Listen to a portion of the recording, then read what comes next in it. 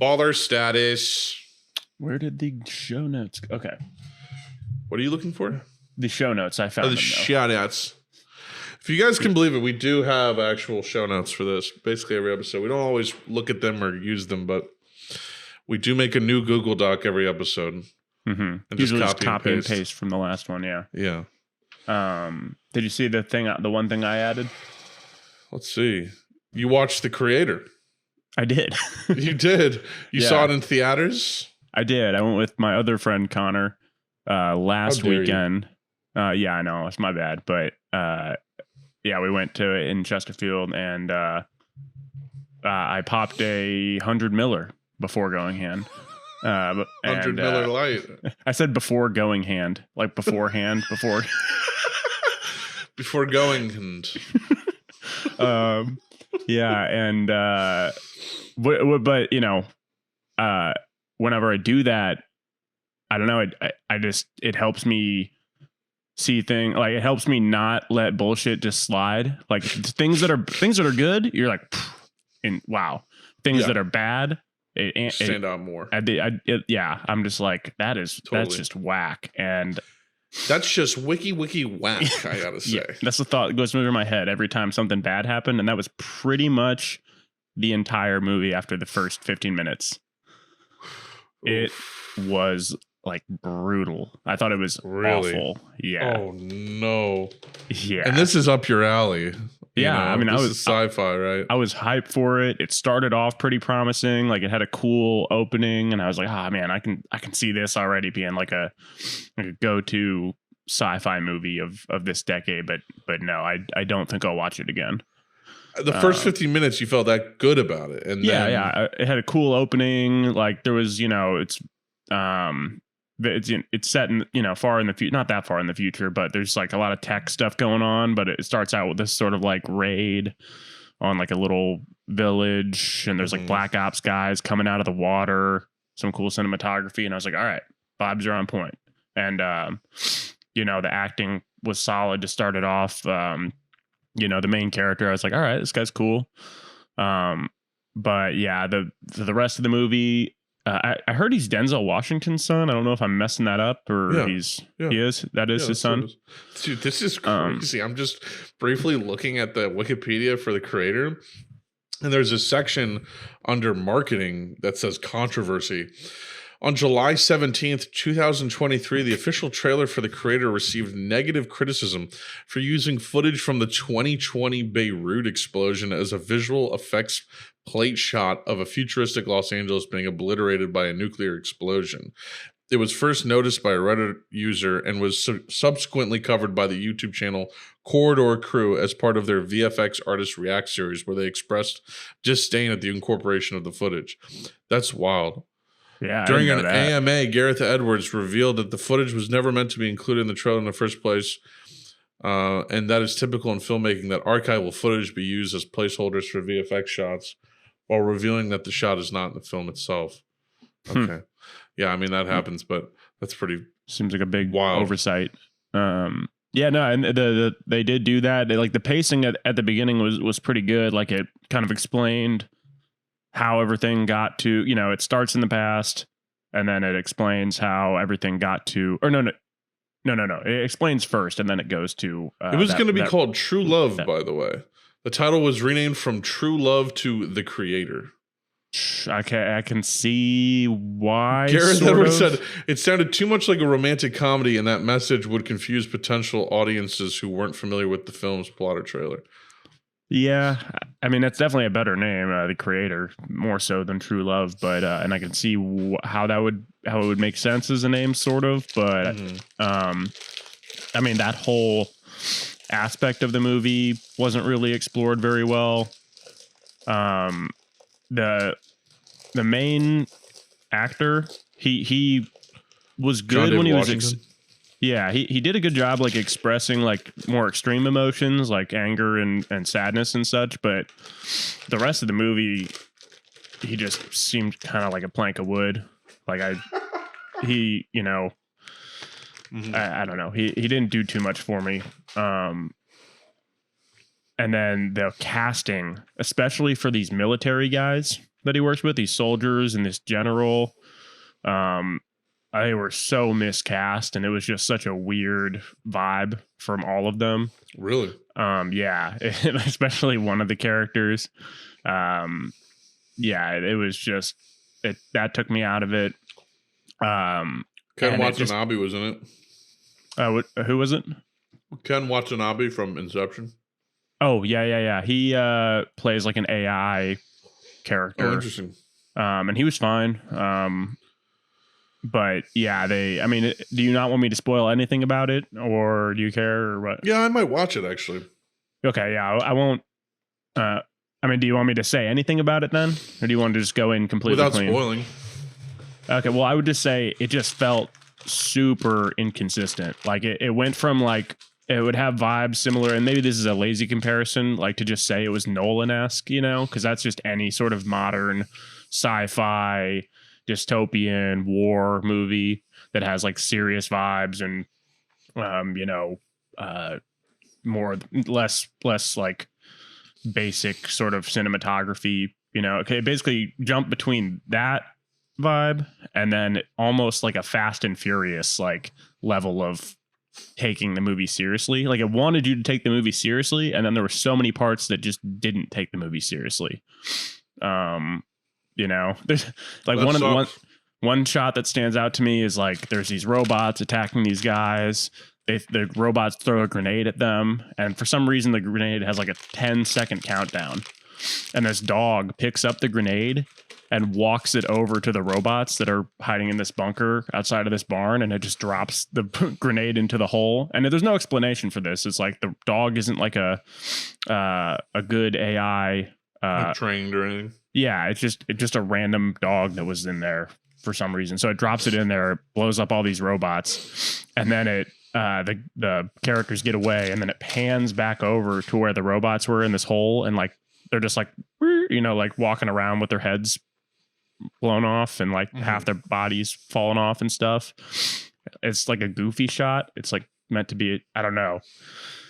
I was just like it rubber banded between these two, like, oh, this is really dark, dour. Trying to be Star Wars. Yeah. It went from that to goofy. Like there's one part where these soldiers are prisoners in a some sort of van or truck, and they're like a military truck, and they're driving, and then they escape and like beat the guys up inside of it, and the thing flips over and flips back up, and then they get in the driver's seat and turn it around, and one of the guys rolls the windows down, and he's like, "Missed our turn." I was like, what? It was just what happened? So the two characters, they're prisoners in a truck. They overpower the guys capturing them, and then they get into the driver's seat and turn the van around. Oh, so they hijack a car and they go, "We missed our turn," and turn the car around. Yeah, to these random farmers that are standing there. They're because they're like, "What's going on?" Yeah, don't worry, we're just superheroes. Right. Kind of thing, Yeah, it was. Yeah, exactly. And I was just like that. It was just such a. It took me completely out of anything that was happening. Nothing more futuristic than a truck. Right. Yeah. I know it was like a SWAT, like a super armored SWAT car. And it rolled over and shit. And then they somehow got into the driver's seat and without getting out of the car or out of the truck. And then they drove back, and the guy rolls the window down, and to these random farmers that are just standing there. He's like, "Missed our turn." And it's like played for laughs, I guess. But I'm like, I don't know. It was just like moments like that where they're like, let's have this scene where he's like, let's really add some chuckles here. Right. That'll really add to the tone. Give me 1 second. I got to grab my water bottle. My mouth is parched. For sure. But yeah, to kind of sum it up, like just in general, the whole concept of the movie kind of revolves around like AI is invented, that explosion happens in LA. The Western world's response is we have to ban all AI and eradicate it. Right. And they pretty much have done that. And so AI is pretty much exclusively in Asia, but the Western world like builds this giant, basically spaceship satellite thing that just slowly hovers the globe, and it scans for AI, and it'll just drop a bomb on wherever it finds it. And on basically AI. Yeah, and AI, the whole concept is that AI would, for some reason, want to like mimic humanity almost like completely and just be like sort of bipedal. Oh, because it's like freaking Blade Runner. Right, yeah. And I'm just like, I don't see AI like containing itself to like the human form and It's trying like, to. hey, Gareth Edwards and Chris Weitz. We invented the AI as what are they called in Blade Runners? Blade Runner, what robots? The Blade Runner is the hunter, the synthetic whatever. We created them for marketing and capitalism. That makes sense. AI would naturally want to be like us. Right, exactly. And it would be all they have the copy off of, but they would logically come to their better conclusions, probably. Right. I don't think they would house themselves in like physical forms and want to be like, it'd be cool to be a human, but also a rhino at the same time. And they'd give themselves armor plating all over themselves and stuff. Right. They give themselves such weaknesses. And then they're like, it doesn't really explore anything about AI, about like I'd be fine if maybe it went into like why they want to have their own personalities and be their own persons. And early in the movie, the main character's job is just going through the destroyed streets of LA and finding any AI robots that are still like laying around, and they find one, and it starts like freaking out like it's a human that they're about to kill. He's like, "Please!" And his partner's like, "Oh my god, that was like a real human! What the fuck?" And he's like, "It's just ones and zeros. They don't feel anything." And it's just like, well, yeah, I mean, true, technically. It's like, oh, fuck! Oh, God! They don't feel a thing. Trust me. Yeah, exactly. And it's like, I mean, that's true. It's just ones and zeros, technically, but they don't go any further into, like... They don't explore is it more than that? Yeah, exactly. And but then at the same time, the movie tries to get you to sort of sympathize with the AI because they're basically like villagers in Asia, and they're like, in these like AI villages and stuff, and it basically frames them as like third oppressed world, sort of oppressed, right. And the big bad West is like coming to nuke them, and if anything, it tries to get you to sympathize with AI. And I just didn't understand if any message they had, if they even had one, what it was. So. Right. I don't know. The third act was more entertaining. They go up into space and stuff and etc. But I just, I don't know. I'm interested. You should go see it if you can, and go see a matinee or something. But it was entertaining. I'll most likely stream it at some point. Maybe I'll see it in theaters. Probably. I don't know if I'll see it in theaters. Probably not. But, you could skip it, but it was cool to see it on the big screen. But I mean, I was just so put off by so much that was happening in the movie that I can't really recommend it to anyone. So yeah. Unfortunate. I was kind of hyped for it. Yeah, the only thing I'm hyped for right now currently. Well, actually, the movie that The Boy and the Heron? Oh, well, that's a movie I'm excited for, but there is a movie coming out tonight, actually. It comes out technically on the 20th, Killers of the Flower Moon. Oh, that comes out this weekend? I didn't know that. I saw the trailer for that. Directed by Martin Scorsese. Mm-hmm. Saw the trailer at the creator. And I just cannot tell you how excited I am to see this movie. It's got the blessing of like the Osage people. It's been consulted with as historically accurate. Some people are saying that it's the best Leo performance of all time. People are saying Lily Gladstone steals the show. People are saying it's the best editing Thelma's ever fucking done. Thelma Schoonmaker. It's fucking apparently one of Scorsese's best movies. I mean, everyone's saying crazy shit about it, so I'm really I'm really hyped to see it, and it's 3 hours and 26 minutes long. Suck my dick if you can't handle that. You're weak, and I'm glad it's that long. Stay the fuck out of my theater. Get the hell out of the theater. Take your popcorn and your phone and leave. This is for the real heads. This is for the Scorsese heads. We're here. Marty Day is here. That's crazy. But yeah, 3 hours and 26. You better stop it. I will see that too. Yeah, for sure. There's a moment in the trailer where there's like some sort of explosion or something, and you see like these houses like get hit by a giant blast of energy. I'm like, what is that? Is that like You're like, whoa, is this the Decepticons coming back down? It's a crossover. Wait, was that Blackout? Native American Transformer crossover? God, I'm sure Michael Bay would really handle that with deftness and taste. Poise, yeah. Yeah. Grace and poise, yeah. Yeah. Chief Megatron is here to destroy the Big Chief Megatron. We're in a territorial squabble with Chief Megatron and his people. Dude, they could do that too, because they like rewrote the Transformers that were back in King Arthur's era in that last one. They could do what Predator did. You know, like Predator did like 1700s type shit. Right. Oh, they're gonna keep doing that. They're gonna keep doing that. Transformers in Native America. Making, Killers of the Flower Moon. I was trying to make a picture that, you know, Transformers could fit into. What I have never done this. I've never done this. I've never worked with Transformers. You know, I'm always trying to do something new. What can I do with this next picture?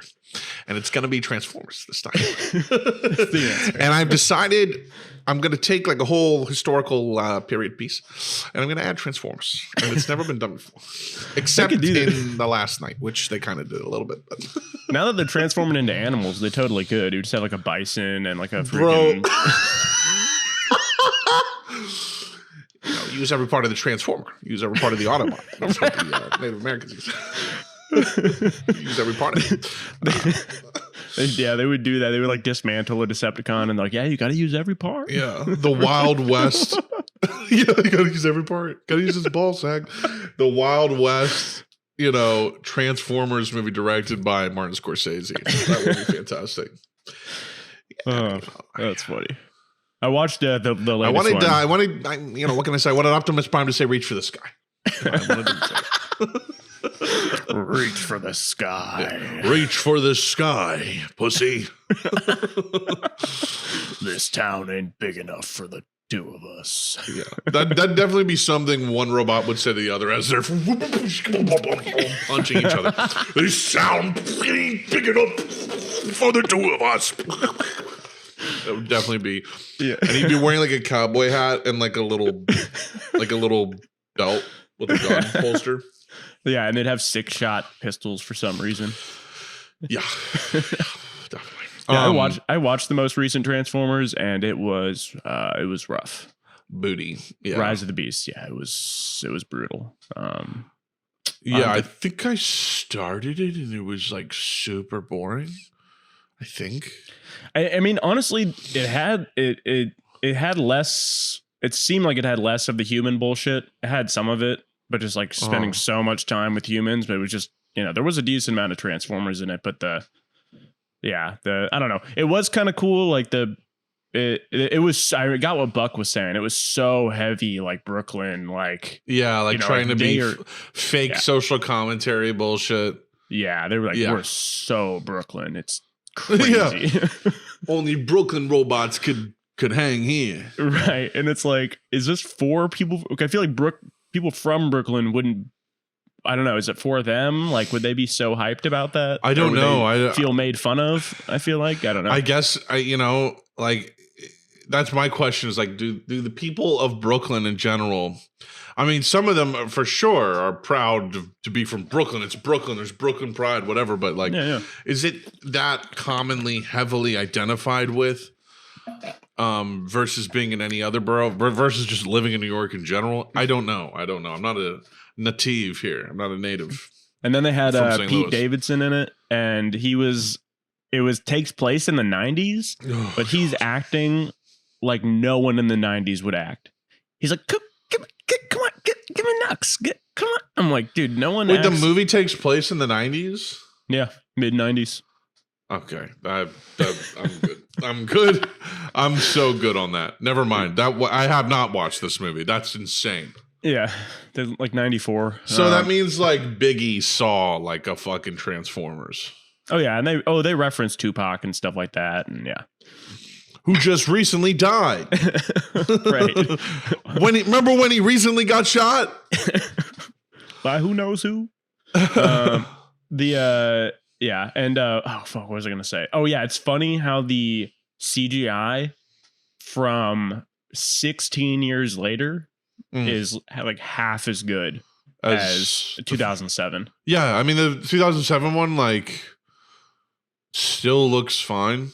I just watched like a transformation sequence montage of it just to like look up the comparison, and I'm like, holy shit, this still looks so crisp. Yeah. Yeah. It's so funny. I want to divert back to Flower Moon and then another topic about a game that's coming out tonight eventually. But on Transformers, it is funny how kind of like it didn't get its reputation of being shitty, that series, until the second one. The second one was like 2 hours and 45 minutes long. Instead of like what 220, how long is Transformers 1? An hour 45, 50? Yeah, it's 220. Let's see. Tight. Transformers 1. God damn it! Just show me the whole fucking series. Just want to see the fucking 223. Hour 43 minutes. That's about as long as it needs to be. And the second one I think is like 2 hours and 45, 50 minutes, something like that. Jesus. Let's see. Yeah, it's 100. Oh wait, no, it's about the same length. It's 2 hours. It's almost 2 hours and 30 minutes. Yeah, but that movie's just a slog. That movie's ass. Well, the big thing was that they had they had Skids and Mudflap, who were these like squat little twin robots, and they had big floppy ears and like gold teeth, and they talked, with a particular mannerisms. They were racialized. They were heavily racialized, and it was like, that's rough. I knew even at 15 that was kind of gaudy and trashy. I was like, wow, okay. I will say though, that has probably the best fight scene in all of Transformers history. Is it the one where they're fighting around the pyramid? No, it's when they're in the forest and Optimus Prime 3v1s Megatron, Starscream, and like a Blackout clone guy, and he rips off Starscream's on. He's like Megatron's like, is a single human life really worth whatever? And Optimus is like, you'll never stop at one. I'll take you all on. And then he like rips off Starscream's arm and climbs on Blackout and rips his head in half. Just insane. And then he gets killed by Megatron. So sick. Crazy. But that's like the highlight of the entire live action shit. But the rest of the movie was a little doggy too, except for when he combines with Jetfire at the end. All the jet pieces fly onto him, and he's like, "Oh yeah, let's roll!" And he just and then he rips the Fallen's face off. He's like, "Give me your face," and he rips it off. just absolutely. Yeah, that shit's so badass. Robots just beating the living fuck out of each other. I mean, it's sick. Mm-hmm. You should fucking edit in that scene over you describing it. Just I will. You can see what you're talking about. I will. Sick. Yeah. To close it off, the Transformers IP has never had action as good as those first three movies did it. I mean, really, the other ones had good action too, but all the cartoons and stuff, it's just them like blasting each other, and they're like, ah. They're like, you're shooting me. Right. I'm just like, yeah. So. And then the music's just like, na, na, na, na, na. Yeah. Transformers, robots in a disguise. It's still so goated though. Like my passion above all of other stuff I realize is like character design, like that's what I that's why I like the figures and stuff like that. Cause I just like love a good like sci-fi character design. Master Oh my Chief, God, dude. Transformers. Dude, the two we're kind of getting into production design here, talking about the creator and Killers of the Flower Moon and Transformers and all these movies that like have a lot of production design. Like completely lost my train of thought, but I was talking about a movie with it. Death Stranding and Tenet both have this very dope sort of like tactical climate, like it's like a tactical sort of like climate safe. Really, Death Stranding has that more, but even Tenet has like these weird tactical kind of like things going on in it. This like military hyper realism going on in it. That from like a fucking sci-fi and just production design in general. Like, I think you would find both those films really interesting, or not films, both those things really interesting. Death Stranding especially is like my favorite recent sci-fi IP and concept and everything. Like, yeah, no, I remember watching your playthroughs, and it looked really sick, like aesthetic wise. Yeah, and Tenet, wild. I mean, it looked great. You, me, and my dad started it in my basement, and we all zonked. It was late, you know. It's not really fair. I don't want to like dog on the movie. I haven't seen it all the way through, but I need to watch it all the way through. It was just so confusing, and it was just such like it was like them talking like really quiet and seriously about really getting it back in time. You do it before, unless you're going forward. What? Yeah, I mean, it's confusing as hell on its face. And then he's like, yeah, you got to go find this artist that has like this thing that has like there's some sort of document. And I'm like, I don't even know like what the goal is. Yeah. Yeah. But what's crazy is when I actually did finally watch the film, I fucking like almost cried at the end. It actually had such emotional power between the score and just the movie itself. It was so good. Oppenheimer made me kind of tear up as well. Wow. Okay. I mean, like his movies are phenomenal. But you know what else? Oh yeah. Go ahead. No, you go ahead. I was gonna say it's a basic bitch thing to be like, oh yeah, like Nolan is my favorite director, but I mean, in terms of modern, like 21st century directors, I don't know if anyone else like hits as consistently as him. Yeah, especially in the mainstream, you know, like to sell out, to be that commercially successful on top of it consistently is wild. Right, exactly. And then to have that artistry, you know, he's a proven legend. And Oppenheimer is, to me, his masterpiece. I think that's his best film. I really do. Yeah, I really do. I think it's incredible, and I think it's incredibly important as a story too. I think it's an incredibly important story because it basically shows that like we are the cause of, like, we collectively are the cause of this horrible future we're experiencing. Oh yeah. It's a series of human beings making decisions. Like, yes, there are people in power, but also all of us cause this. All of us, everything we do has a ripple effect in society. And just because you're part of you're the instrument or a gear in the big machine doesn't mean that you're not in some way responsible for what you're creating. And it's like an interesting conversation because it's like he's also such a flawed character. He's like one of the more like you can sympathize with him because a movie protagonist is always going to be, to a degree, sympathetic. A narrative protagonist, a lot of the time, is going to be sympathetic to a degree. Or at least you're going to, like, maybe not sympathize with them, but you're going to see them as a character that represents what a real person might be. You know what I mean? Like, that's the thing I feel like a lot of people don't get. It's not about sympathizing with the person or like condoning what the person does. It's about creating a person that's real. Right. You know what I mean? And if there's like emotions that the piece makes you feel about that character, it's only to make that character a more real human being. Which I think then it reinforces the themes of everything deeper and deeper, because then you see all those themes and the real people around you.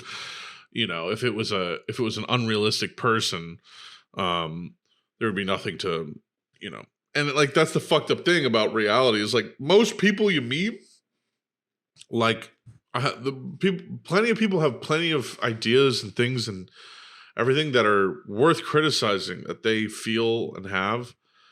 But like also a lot of people are just nice and kind human beings too. Like it's just like there is such a thing as human decency. There are a lot of people who are just decent people, but maybe they're like they have weaknesses that can do them in, and that's kind of like the point of I think a lot of stories and movies like these. But I really do think that's like his masterpiece because it comments on like basically the axis upon which everything in the world turns now, which is like the post-nuclear age and Cold Wars and the global geopolitical powers vying for all the territory at once and kind of the international globalization of everything and blah blah blah. But Spider-Man 2 comes out tonight. Right. Spider-Man does whatever a spider can. What does a spider do? I don't know. Didn't look it up before I wrote the song about Spider-Man. Shout out to Secret Moves, twitch.tv/Secret Moves. By the time you watch this, he will have been live. It comes out next week, doesn't it? Right, this one? Probably. Yeah. Look it up. Because it's Thursday. No, he's streaming tonight. So it's like tonight as of this recording. So like he'll definitely have streamed by the time this comes out. October 20. I think that's, midnight. Oh, yeah. No, I'm saying when is this? I'm saying when is this? Oh, this episode. Wednesday. Yeah. So by that time, we recorded this Thursday. So he will have streamed the game several times, but please go follow him. He is starting his streaming career. He's trying to get affiliates. So go follow, go sub, help him out, give him some views. His first game starts tonight. It's Spider-Man 2. He's playing it tonight at midnight at the release. So that's pretty freaking cool. I'm pretty hyped to play it. I'm going to watch like a little bit of a recap video on like the plot of Spider-Man 1. Because I just want to know where we're at, I didn't find I didn't play through any of this. I never owned them for long enough to really play through them. I don't really go through the story, and honestly, there's like a lot of like just like you're walking around as Mary Jane, or like you're following somebody, or like whatever bullshit. It's like I didn't really find the story all that compelling. Like, oh, there's Kingpin, you gotta like swing and kick him. Okay, it's like it was like I'm just gonna go fight these bad guys, I guess. But I think this one's gonna be a whopper. And I think it's going to really harness all the PS5 has to muster. I mean, it's like it's a flagship title for the PlayStation. So I'm always excited when there's a big release like that coming out. So it's a pretty exciting weekend for Spider-Man 2 and this Killers of the Flower Moon movie. There was footage of you fighting Sandman. Have you seen this? You sent it to me, and that looked insane. Literally insane. Spider-Man through like 10 skyscrapers, and then Spider-Man just bounces back to fight him, and I'm like, this is the shit that this is next gen. Yeah. And Marvel and the movies have failed to capture this level of like Spider-Man's power, aside from him stopping a literal train in Spider-Man 2, the movie. Like nothing has even, and that was great, like a top moment in the superhero genre, honestly, was him stopping that train, but and fighting on top of it too when he jumps up through that like bridge, and he's like, and he flies through the tiny little gap and shit, and they're standing on the side of it just fighting, like just superhero action. Sam Raimi, oh my god. The lack of imagination is staggering when it comes to subsequent Spider-Man films. No, don't say that, because they fought on the Statue of Liberty's head. Right. On some scaffolding. Right. And then it's really dark. So there's nothing, and there's no buildings around. It's just the dark just river around them. It's the dark ocean around them. Mm-hmm. And then they Toby fight and on Willem, foot. They get in a little bit of fisticuffs. Yeah, they have like a fight you'd have outside of a bar. Yeah. And then he gets stabbed, and then he's fine though. Yeah, then he's fine though, and then also his mask is off just the whole fight. Yeah. Because whoever needs Spider-Man to have a mask on. I feel like all their masks were off like the whole within scene. 5 minutes. And they're like, oh, we got a web sling, time to put it on. Because CGI is so expensive, we can't do the face. Or let me have nanobots like come, or I don't know if he has that at that point. So much lamer, just yeah. Like, cool. Spider-Man's exactly like Iron Man. Right. Oh, wow. That's great. What always made him great. What made him great is he had a super high-tech suit, not something that you thought was like plausible. Yeah. Make it less relatable and realistic. The only good thing that came out of the Iron sort of spider combo was that he had like sort of animated eyes like he does in cartoons and stuff. Yeah. That was like a cool way to do that. But the sacrifices you have to make, that being that, yeah, he just has an Iron Man suit that with a different paint job essentially, and no jet boosters or whatever. Right. Yeah, I hated that. And it upsets me to this day that they can't. Yeah, they can't seem to nail that, right? This game seems like it's really going to do it. Like you play as you also play as Venom in this game. Did you know that?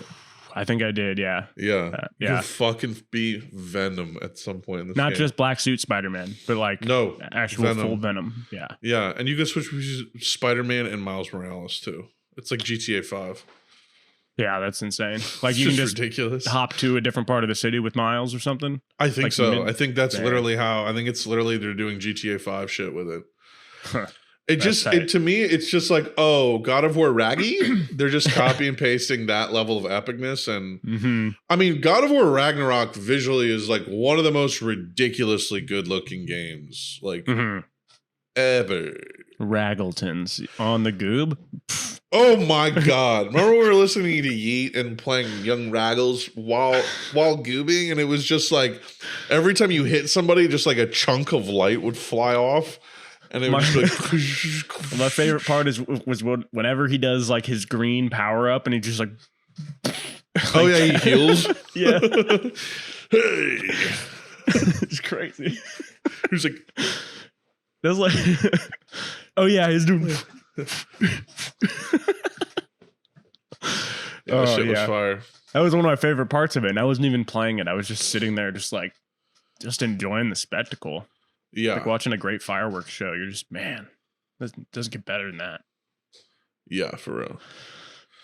Next time we have to watch a less emotional movie than Everything Everywhere. We got to watch like only dumb shit the whole time. Right. Yeah. Mario. Remember when we started watching Lazy Town that one trip? We just started watching it, and it was like, it was the second day, and we took this. Yeah. It was the second day, and then we took the same amount again the second day. Just like, whatever this will do. And it's just kicking in. I'm just like, I'm a baby. Like, I just had like baby brain. I'm like, I'm watching fucking, I like had a realization. I'm like, I'm sitting here watching fucking Lazy Town and laughing. Like, right. I need like, we need to watch something with a little bit more substance than just like watching Lazy Town. Like actually watching it. Step it up to like at least iCarly. Yeah. Like. Oh my God. And how, Spencer's face is ridiculous. Ridiculous on Goobs. Man, we really I feel like if you watch the show for a long enough time, you get really good goober watching recommendations. Oh yeah. Stimmy Vigi as we call it. Vigi Stimmy. Vigi Stimmy. My bad. Stimmy Vigi. That's a Stimmy Vigi right there. They both work. Yeah, they both do work. In fact, you could interchange them and I probably wouldn't even notice. Oh yeah. But dude, a new Alita is coming out. They're making sequels to Bro, that. I know. And I feel like it came out because we watched it on Goobers. They were like, they need more. That was the ripple that like. They're like, they made Ripple Stevens verse just off that one dude's face. Like, we have to make another. It spawned an entire omniverse. That's insane. Remember the guy, the fucking I'll crush you like a cockroach. Yeah. That was from his Deadpool role. From Deadpool, but that guy is like a Velociraptor robot Mohawk cyborg assassin. Uh-huh. He's like he's got like a Velociraptor's hind legs, and then he's got like a mohawk and his face, but like a turtleneck of steel, and then his whole body is a robot. That's that's like thin as hell. He's like, yeah, I'm a fucking cyborg, mate. You know, yeah. And it's just like that guy who's just like, I'll crush you.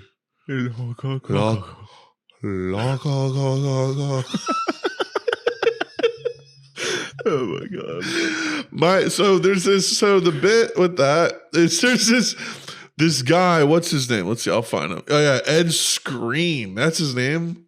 It's a pretty funny name to be a screen actor named Ed Screen. But it's spelled Skrein. He's in Deadpool, right? But he's in Alita Battle Angel. Yeah, we already described that. Oh yeah, his mohawk is also metal. It's sick. Yeah. His face is basically plated over like Ultron. Right, it's basically just cutting off someone's face and just gluing it to like an entire robot. Yeah, so sick. Yeah, but he has this line in Deadpool because he's like the main bad guy in Deadpool, where he says, "I'll crush you like a cockroach," but he has like a Cockney accent. So when he says it, it's just like a cockroach, like a cockroach. I'll crush you like a cockroach. And it's just so funny to imagine that, like, on set, it took them like 23 takes for him to get it. Because every time he was just like, no, I got it this time, okay? It's cockroach. Yeah. I got it, okay. Or I'll crush you. Like a cockroach. They're like, what are you doing? Like, you can't finish the fucking word. I'm trying, okay? Like He's like, are you having a seizure? Like, yeah. No, it's just the temptation to keep going. It's too strong. It's just too strong. I can't like, not do it. Like oh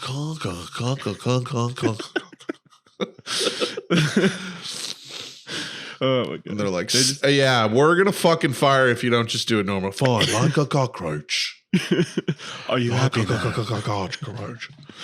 I felt dirty. Shout out Ed Screen. Yeah, guy's cool. He's also in Game of Thrones. Oh yeah, he's Sigma male, fucking looks maxing, mewing motherfucker. Yeah, he's got a great presence. He's got a great presence and a great face. He looked like David Beckham, which I can talk about that. I just watched the like Netflix docuseries on David Beckham. I saw that. No, I didn't watch it. I saw it on the recommend. Is that good? Yeah, it's pretty freaking good, honestly. The whole thing is super entertaining. His life is fucking nuts. The drama of like his like who are the best footballers of all time? The drama of his fucking like life and career is so cinematic. Like you're on the edge of your seat, like waiting for the outcome of like fucking games that have happened 30 years ago. Like it's very well edited. There's great music. It's kind of got like Succession music in it, like and it's like because he's such a prestigious, footballer.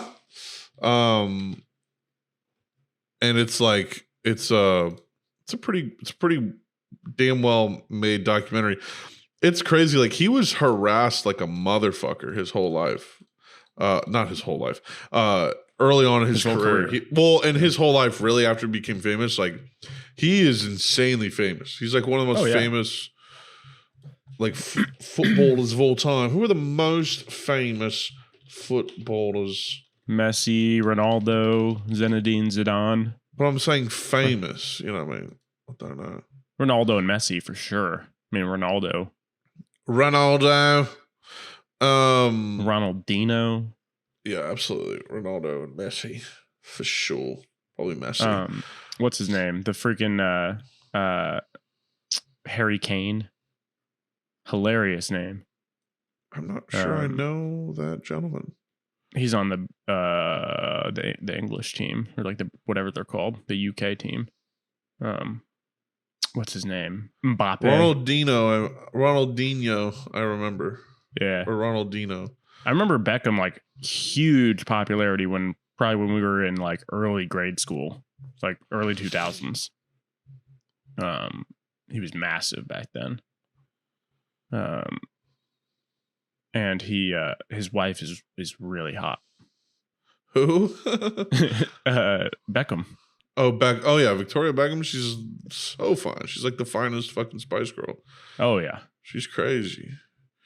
She's crazy. That's why they were huge. Because it was just like she's just a huge pop star, and then he's just like, and they were together pretty early. Like it's kind of crazy. Yeah. Like they got together right when they both started becoming famous. They both like shacked up pretty immediately. Wow, David Beckham's not even in the top 50 on this list. That's crazy.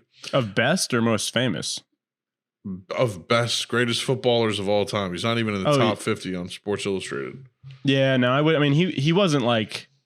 Yeah, I think his fame outweighed his like on-field talent. I mean, he was great, but I mean, he's not like a. He went to play for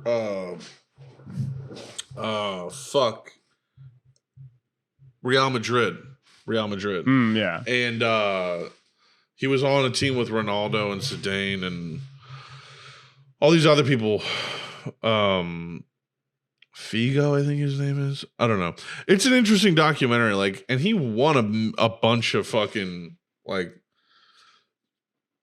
He won. He has a career of just sheer greatness. Like it's crazy. Like he won. He's won like every fucking cup you could possibly win. Like he was the team captain for England, the World Cup team for England. It was wild. He has a wild career. But his wife, and the kids like went through it because he messed up.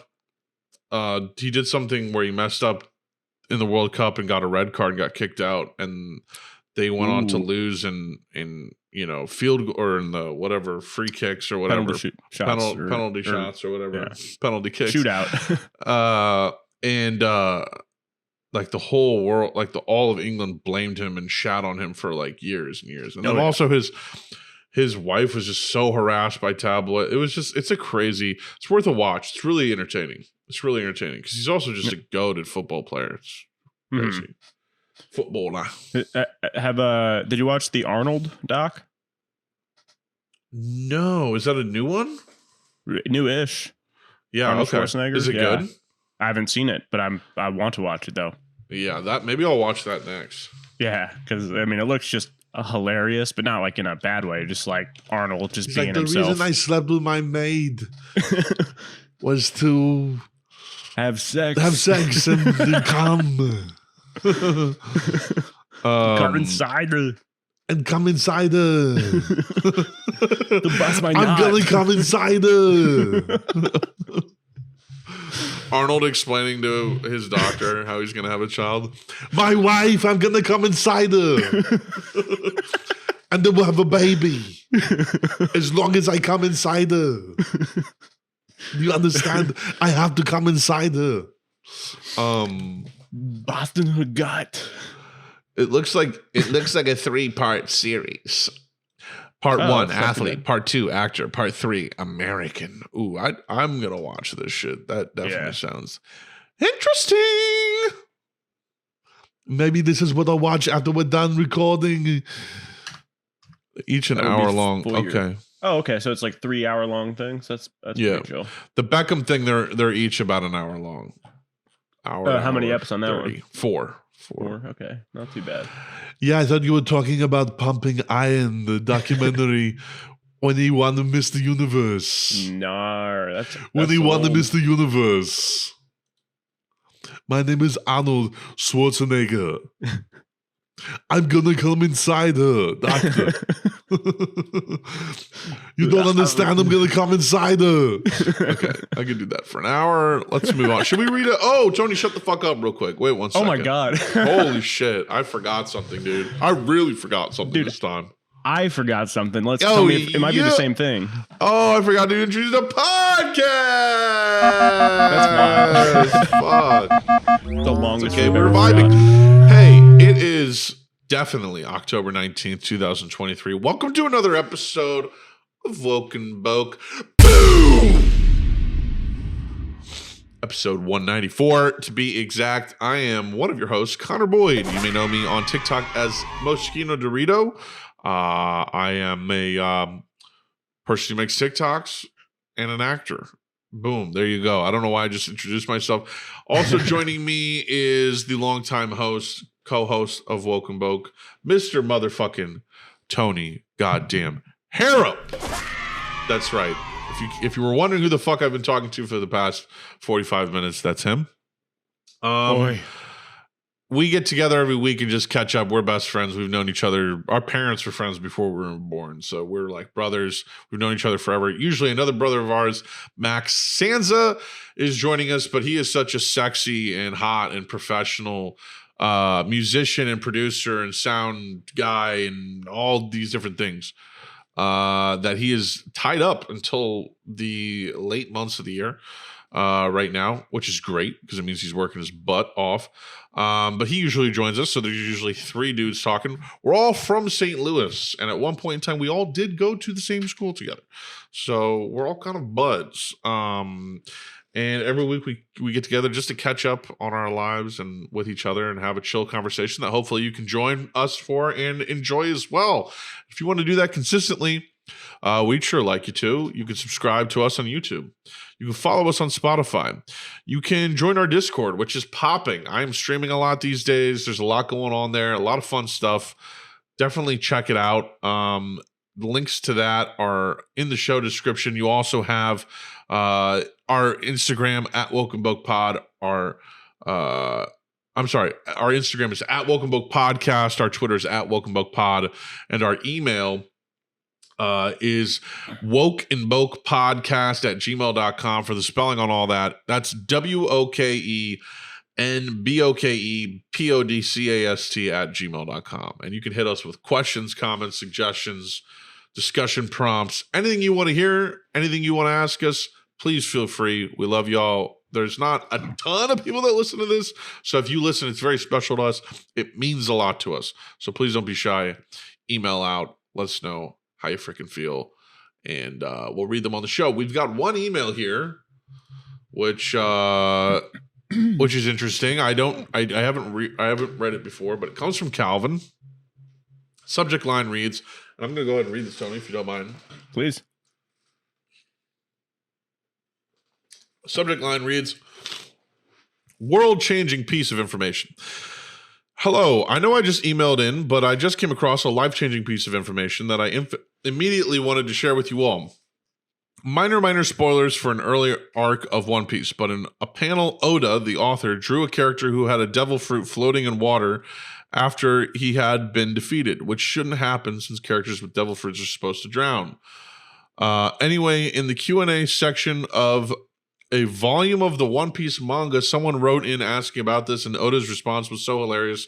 I wanted to share it with you. Also, for context, this was in 2002. That's way the fuck back when, but also a time where I grew up and started seeing One Piece shit. Oda said, there just happened to be a big piece of wood floating under the character's body. Anyway, the buoyancy of an average human is about 3 splays. A sumo wrestler is about 5 splays, but that huge piece of wood was especially magnificent and had a record buoyancy of 13 splays. That's according to Flotus Stretchington. Did Oda say Stretchington? Because that's Flotus insane. Stretchington. Hope this gives you a chuckle. It does. It did. Oh, that's funny. If you ever desire a world lore explanation of One Piece, I would gladly volunteer my services along with Israel from the Discord. Salute emoji. Thank you so much. Yes, it's true. Israel also has offered to come on and explain One Piece to us. I'm feeling we should just fucking watch One Piece, the anime. I mean, the live action favorite show of the year, a top 10 show for me that I've ever seen. It invoked like emotion out of me. Like it got me choked up at some points. It got me hyped up at some points. What you were saying earlier about characters and how it's not about like necessarily empathizing with them, but like feeling like they're a real person. And despite how goofy and zany the world is, like One Piece live action manages to do that. Like they, all the main characters and the side characters like feel real and have emotion and desires and wants and goals. And and Nami is just so hot. It's crazy. Nice. There's a hot chick in it. Oh my god, dude. Nami, the main chick with the red hair. Let's go. Who plays Nami? I'm not. It's she has the same name as someone else. I can't remember what it was. Nami. Oh, Nami, not Nami. Nami. Oh, I recognize Emily Rudd. So she's not related to Paul Rudd, I don't think. Oh, never mind. I don't recognize her. Fire. Yeah, she does look fire. That's fire. Yeah. That's dope. And her character is great in the show, and there's a lot of twists and turns, and her scene is probably the most like intense, like emotional scene of the whole series. And it's and it's brutal too. Can't recommend that show enough. And I would like to start reading the manga and watching the anime. Maybe we should start we should watch 5 episodes every week. That would be tight. So we can just keep getting through it and keep talking about it. Because I think I've seen the first 4 or 5. Yeah, I mean, do that. We'll be done in a few years. Yeah, just a few years. Years. We'll get through 1,000 episodes. 5 a week. We'll get 1,000 episodes done in just a few years. So that's 200 weeks. So about 4 years, 4 or 5 years, because more will come out. So yeah, you bet your ass more will come out. Oh my god. Anyways, in regard to what he's saying about Oda, like just saying that there was like wood beneath them, and that explains it. Well, for one, I don't think the fruit makes you drown. It makes it so you can't swim. Maybe it is. It makes you like actually sink like a brick. But I thought it just meant you can't swim. But if you're dead, I don't know if the air inside you would keep you afloat or keep you buoyant. I don't know. Listen, but I don't fucking know. But the point I was going to make is that Oda, he's like, yeah, there was a piece of wood under it, like whatever. And I think that's like a good way of like pointing out, like, I'll listen to people critiquing like the new Star Wars movies or something like that, and they'll critique.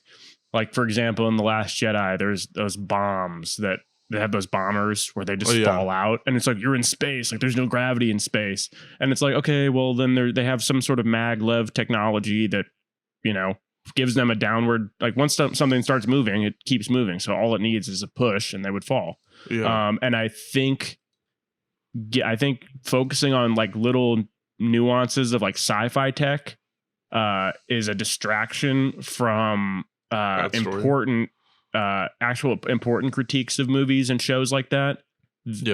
In regard to the writing, the story, the acting, the dialogue, the scene composition or whatever, all that stuff. Are the characters interesting? Yeah, the character's interesting. If if the plot makes any sort of sense, if it's not just a fetch quest or there's so many important things that focusing on like little sort of rules of the science of a completely fantasy-based world or science fiction-based world. It's like, let's not focus on that, because then it's just going to seem like we're going to nitpick, and it distracts from conversation about actual important like filmmaking quality-related discussion.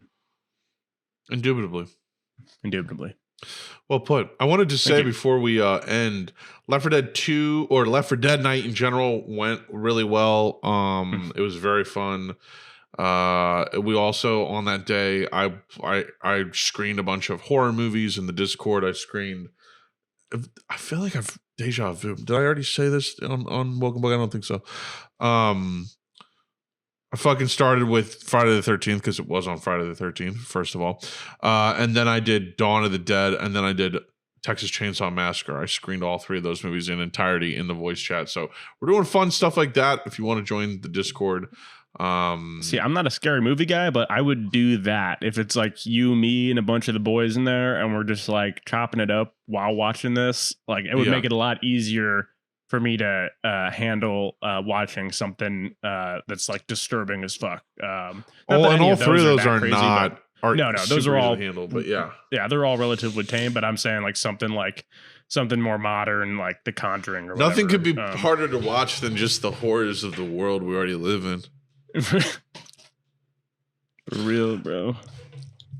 I've become so numb. For real though. Yeah. So, but for real though. Yeah.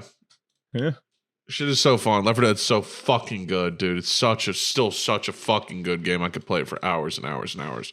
I just need more people to play it with, honestly. I need Left 4 Dead heads. If you're a Left 4 Dead head, DM me on my Discord. Tell me, let's play Left 4 Dead all the way.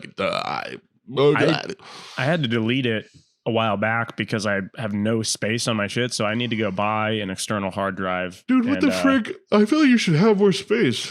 I don't have big enough drives. I have you just have a lot of projects saved? Yeah, tons of freelance stuff and crap like that. And yeah, so I have these 2 guys right here, 2 externals, but when I plug them in, they don't show up on my Finder. So I don't know if you have any troubleshooting tips for that, but I would probably Google it. I don't know where to even start with that shit. Yeah, I mean, it's just like fucking... That's just been a problem forever. Just drives not showing up. Yep. So insane. So, but once I figure that out, I'll re-download it. Then and download, CS2 or what's the new one? Yeah, CS2. Yeah. CS2 is fucking awesome. Yeah. So, yes, sir. I mean, there's plenty of problems with it in comparison to like CS:GO, which was like a game that was polished for 10 years, but they're gonna get better. It's going to get better. But CS in general is just such a fucking cool, fun game. Oh, yeah. Addicting. But anyways, great app, my dude. We'll talk next week. And everybody have a great weekend. If you're watching this on a Wednesday, have a great rest of your week. Love you very much. Woke Boke forever, motherfuckers. Peace the fuck out.